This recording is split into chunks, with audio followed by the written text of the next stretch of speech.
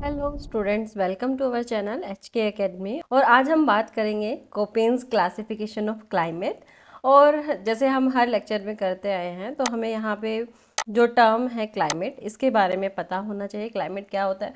आपने दो टर्म सुने होंगे, एक होता है वेदर और एक होता है क्लाइमेट।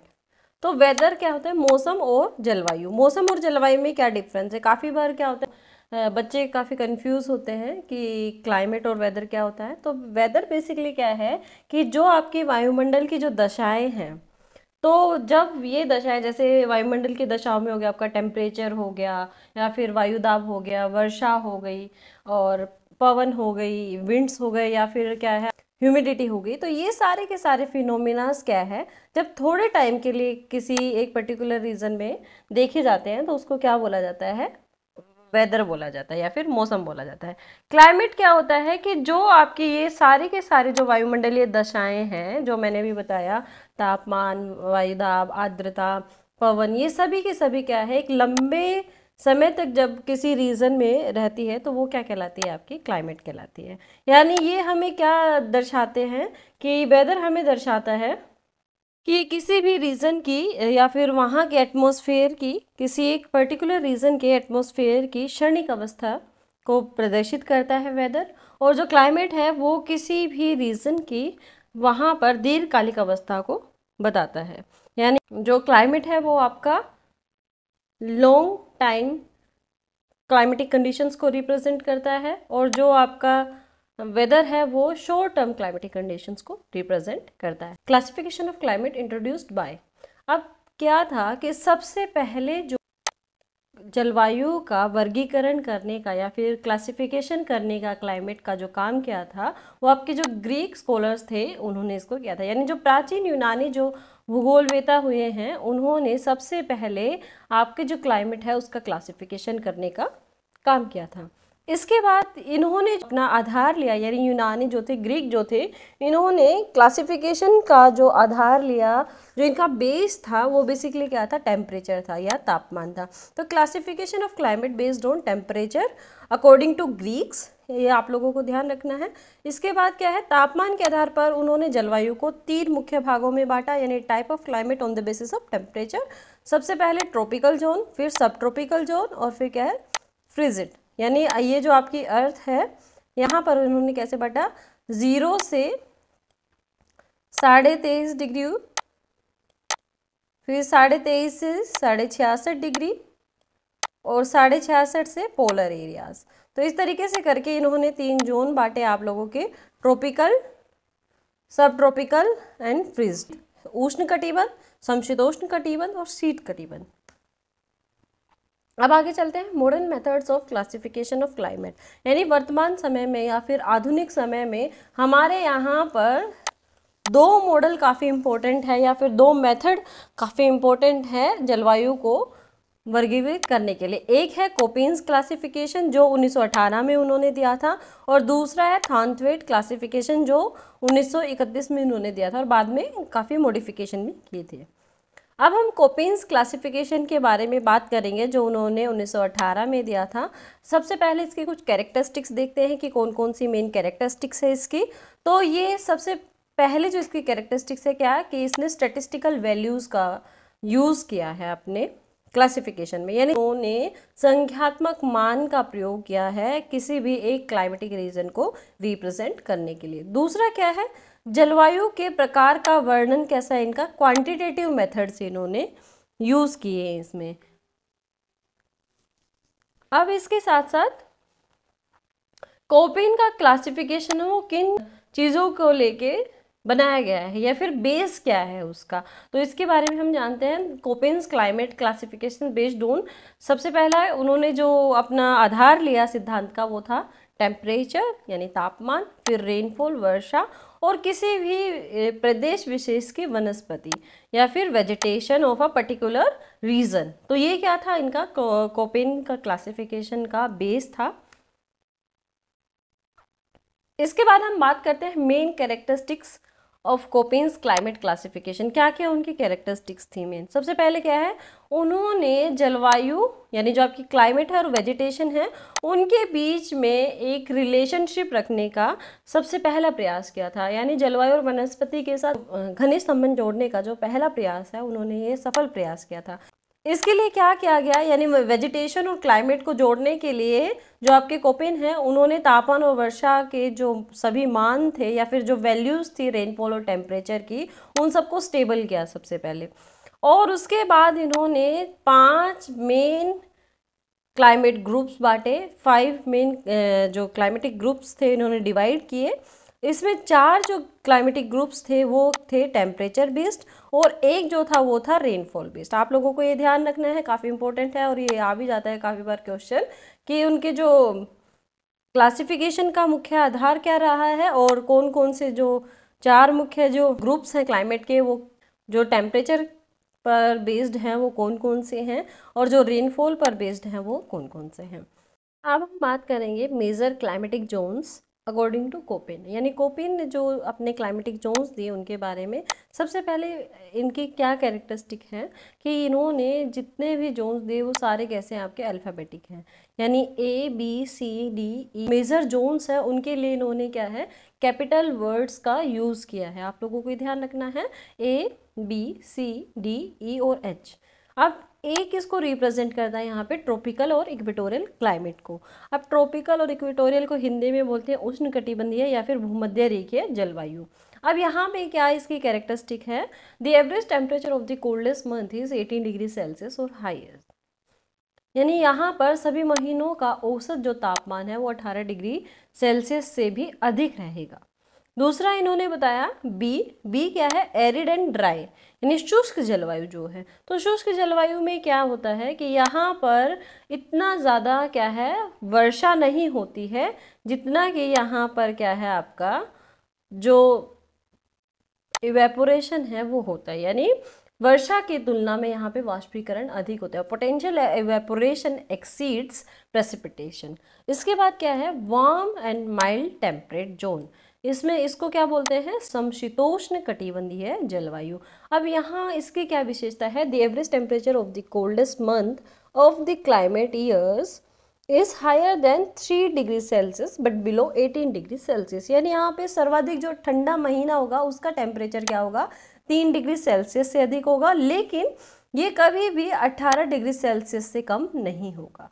इसके साथ साथ यहाँ क्या है, ये कैसी जलवायु है आपकी, मध्य अक्षांशीय जलवायु है।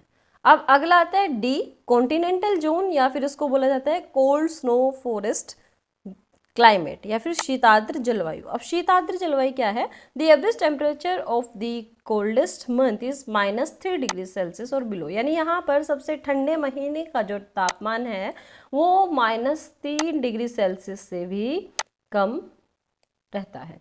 इसके बाद आता है ई, किसको रिप्रेजेंट करता है यहाँ पर, पोलर और कोल्ड क्लाइमेट को, यानी ध्रुवीय जलवायु आपकी। तो cold climates average temperature for all the months is below 10 degree Celsius. यानी यहाँ पर सभी महीनों का औसत तापमान 10 डिग्री सेल्सियस से भी कम होता है। यानी जो आपका ट्रॉपिकल जोन है यहाँ पे सभी महीनों का औसत तापमान 18 डिग्री सेल्सियस से अधिक रहता है और जो पोलर रीजन है इसमें आपका सभी महीनों का औसत तापमान जो है वो 10 डिग्री सेल्सियस से भी कम रहता है। इसके बाद आता है हाईलैंड्स, जिसको एच से रिप्रेजेंट किया है कोपेन ने। इसको बोलते हैं उच्च भूमि। यानी उच्च भूमि क्या है, ऊंचाई के कारण जहां पर कैसी जलवायु मिले, आपकी शीत जलवायु मिले, यानी कोल्ड ड्यू टू एलिवेशन। अब हम बात करते हैं सब divisions of climate on the basis of temperature and rainfall. अब कोपेन महोदय ने क्या किया कि सब डिविजन्स भी किया आपके क्लाइमेट के और उसके लिए उन्होंने स्मॉल अल्फ़ाबेट्स का यूज़ किया। अब स्मॉल अल्फ़ाबेट पे उन्होंने 4 अल्फ़ाबेट लिए, एफ, एम, डब्ल्यू और एस। अब एफ किसको रिप्रेजेंट करता है, no dry season. No dry season का मतलब क्या है कि कोई भी शुष्क जो महीना है वो नहीं आएगा, यानी यहाँ पर सारे साल जो वर्षा है वो नियमित रूप से रहेगी। इसके बाद आता है मॉनसून क्लाइमेट। मॉनसून क्लाइमेट किसको रिप्रेजेंट करता है, एम को, और मॉनसून क्लाइमेट को आप जैसे जानते भी हो कि हमारा जो भारत का जो क्षेत्र है मॉनसून क्लाइमेट में आता है, जहाँ क्या है एक सीजन से लेके दूसरे सीजन में हवाएं अपनी दिशाओं में परिवर्तन करती है। इसके बाद आता है डब्ल्यू। डब्ल्यू किसको रिप्रेजेंट करता है? विंटर ड्राई सीजन, यानी जो आपका सर्दियों का जो महीना होगा या शीत जलवायु जो होगी वो यहाँ पर कैसी होगी? शुष्क होगी।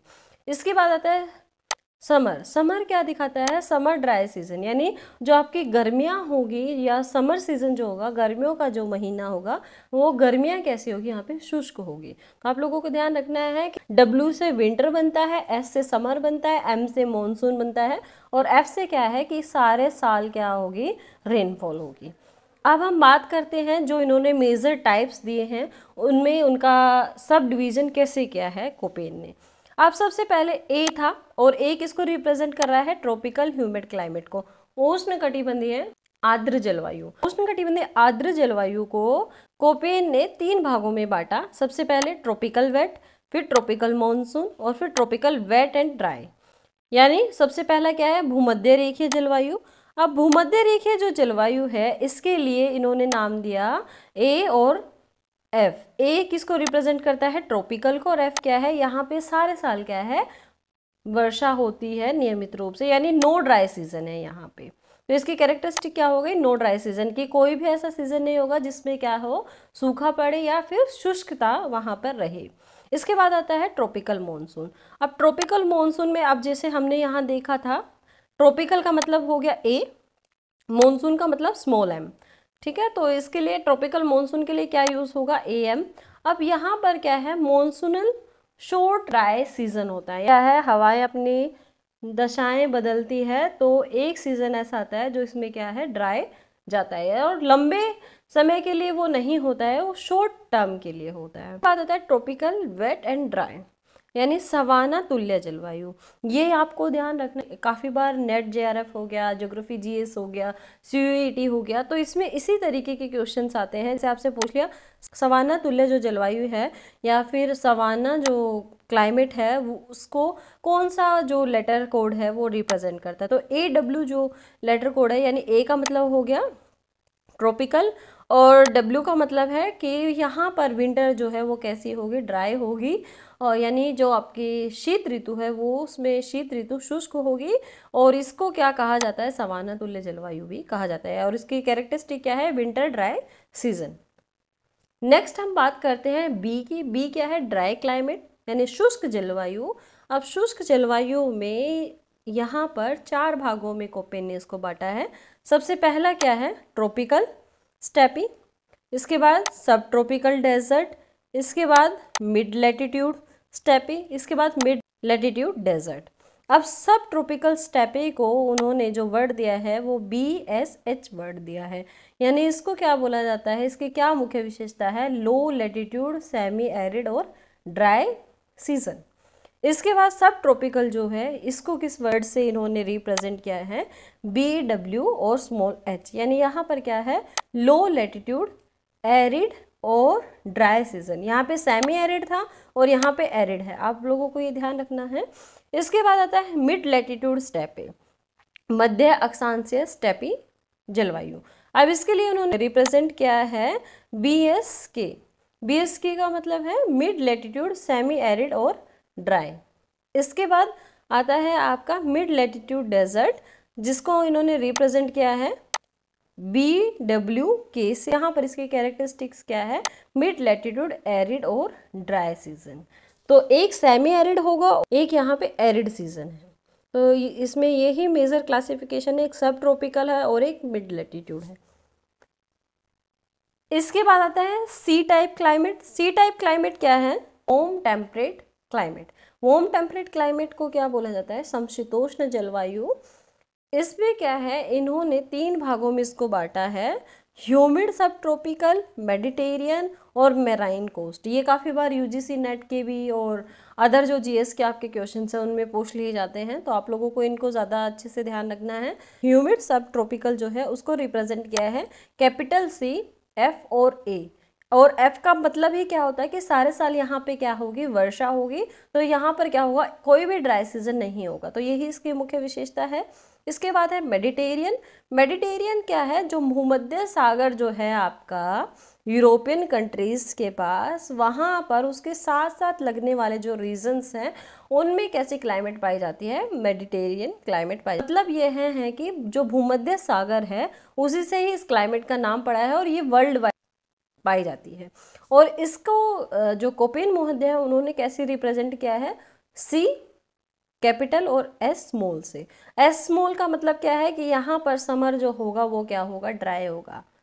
तो यहाँ पर ये किसको रिप्रेजेंट करता है, ड्राई हॉट समर। इसके बाद आता है marine west coast. Marine west coast जो है उसमें क्या है, सी कैपिटल है, उसके बाद एफ है और बी है। अब यहाँ पर ये किसको रिप्रेजेंट कर रहा है, नो ड्राई सीजन कैसे रिप्रेजेंट कर रहा है, क्योंकि एफ है इसके साथ, इसका मतलब है कि सारे साल यहाँ पे वर्षा होती है। और बी का मतलब है warm and cool summer.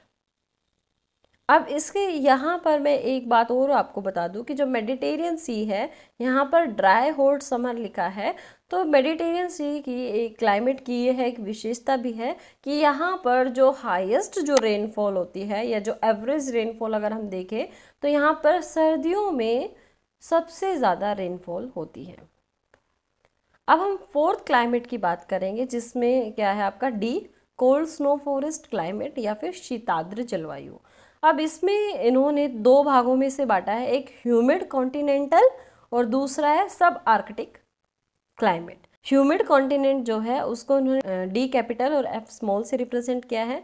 F small का मतलब यहाँ पे क्या है आपका, नो ड्राई सीजन, और यहाँ पे क्या है, सवर विंटर। इसके बाद सब आर्कटिक जो क्लाइमेट है इसको इन्होंने डी कैपिटल और स्मॉल डब्ल्यू से रिप्रेजेंट किया है। डब्ल्यू क्या दिखाता है, विंटर जो है वो ड्राई होगा एंड वेरी सेवर। इसके बाद है ई क्लाइमेट। ई क्लाइमेट किसको रिप्रेजेंट करता है आपका, ये दिखाता है कोल्ड क्लाइमेट को, या फिर इसको बोलते हैं ध्रुवीय जलवायु। अब यहाँ पर ध्रुवीय जलवायु दो भागों में बांटा है कोपेन महोदय ने। एक है टुंड्रा जलवायु जिसको ईटी से रिप्रेजेंट किया है, एक है पोलर आइसकेप जिसको ई कैपिटल और एफ स्मॉल से रिप्रेजेंट किया है। टुंड्रा जो जलवायु है ई कैपिटल है और टी जो है स्मॉल है, तो यहाँ पे क्या है, नो ट्रू समर, कि यहाँ पर कोई भी समर नहीं होता है। दूसरा क्या है, पोलर आइसकेप। पोलर आइसकेप में ई कैपिटल में है और एफ स्मॉल में है, तो इसमें क्या है, पेरेनियल आइस, यानी यहाँ पे सारे साल क्या है जो बर्फ है वो विद्यमान रहती है।